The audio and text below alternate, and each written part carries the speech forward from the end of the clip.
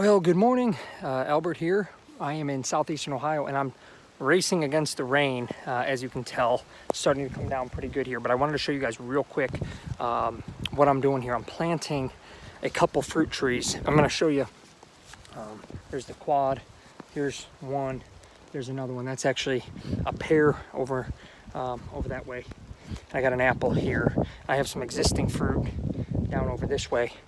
As you can see, it's raining. What I've always done here, it's a little bit different than what some people like to do, but I've always found it works for me, is I'll actually trim these trees all the way down so there's nothing coming off of them. Just a straight leader. And then I tube them. And a lot of guys don't like to tube them, and I probably would agree with that for the long period, but what I will do is I'll only tube these trees for the short period. These are actually kind of our cabin orchard. It's real close to the cabin, so I went with semi-dwarf, and then those over there are just standard Bartlett pears. But basically what I'm going to do in this video or what you're seeing here that I've already kind of done against racing against that rain, is I've got the trees in, dug the hole, poured some water in the bottom of the hole, filled the hole, poured some water on top, and I think they're going to get plenty of water later today as well. So I carry at least one, if not a couple gallon jugs with me. Fill them up, cap them. So it's a good thing to save a couple gallon jugs to use around the farm. I know that tends to help me, especially from a long ways from the cabin. And then also, so I'll let these trees grow and I'll let them get up out of the tube, which is only takes maybe a year, maybe two at the most, to where they're pretty good ways out of the tube. As soon as I start to see that, I will cut that tube off if I can't get it up over the tree itself, and then I'll come back and cage it. Sometimes I'll put a mat down, a weed mat or mulch, which definitely helps with competition. In this area, we're mowing this quite often, so I don't want to put anything too much that we're going to be mowing over. So mulch probably works better here than a weed mat, as I've learned in the past. But basically, what you have here is you're going to have your tree. Let's see. So you got your tree right there. In just that tube. So I've already planted 2 trees in probably less than 15 minutes. Like I said, I'll come back, I'll re-fence all of these, and then obviously as they grow, continue to prune. I like to take string even, and I'll tie the string down to each branch to make parallel branches, especially on apple trees. That's worked really, really well for me in the past. So if you're planting a ton of trees and you don't want to have to go back, try just fence them is the best bet. That way it's kind of one and done. But if you're in a hurry like me and you're kind of a one-man crew by yourself, which I am sometimes, I find it just easier to get them in the ground and stake them, and then another trip when I'm here or I have more time to come back later after they're up out of those tubes, and I can simply put a fence around them. So hopefully that helps with some of you on this Good Friday. Everyone enjoy your Easter holiday, and be safe, enjoy the outdoors. Alrighty, well, we got a couple more trees in.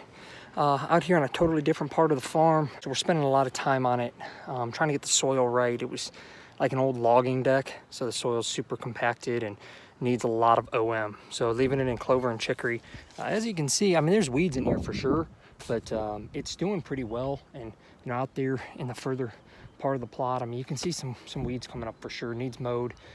Or will need mowed, and then also sprayed. But what I want to show you is a couple more trees got in the ground here. I'm planting these on the fringes of this food plot, and the reason I'm doing that is there's not a lot of soft mass on this side of the farm. Some other spots that I've done videos from, there's a ton of soft mass, apple and pear, and although some of them are older, they're still producing. So what I did here with this tree in particular, behind me here, you can see that I just did a couple small hinge cuts, and the reason I did that is not to promote browse, but as much as just to get some of that on the ground. Also, I want to funnel those deer through this opening that you see here behind me.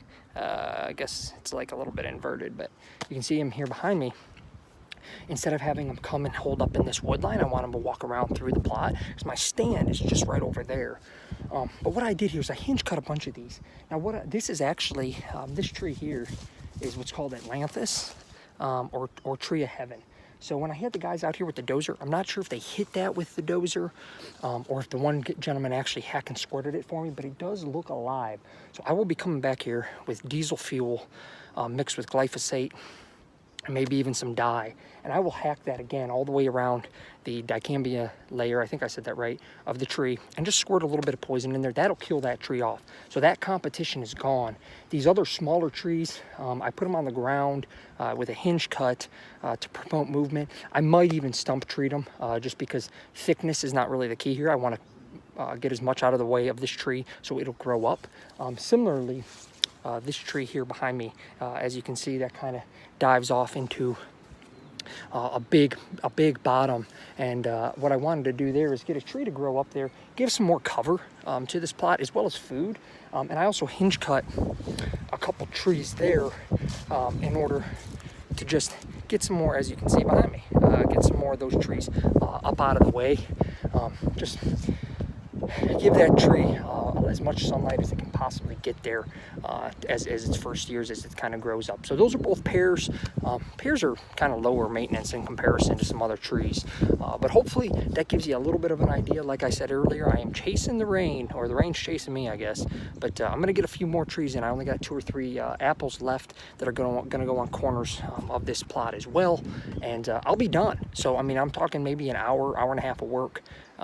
And I got a bunch of trees done, and that includes some drive time across the farm, which it takes a little bit of time to get from one end to another. So hopefully this is helpful to some people.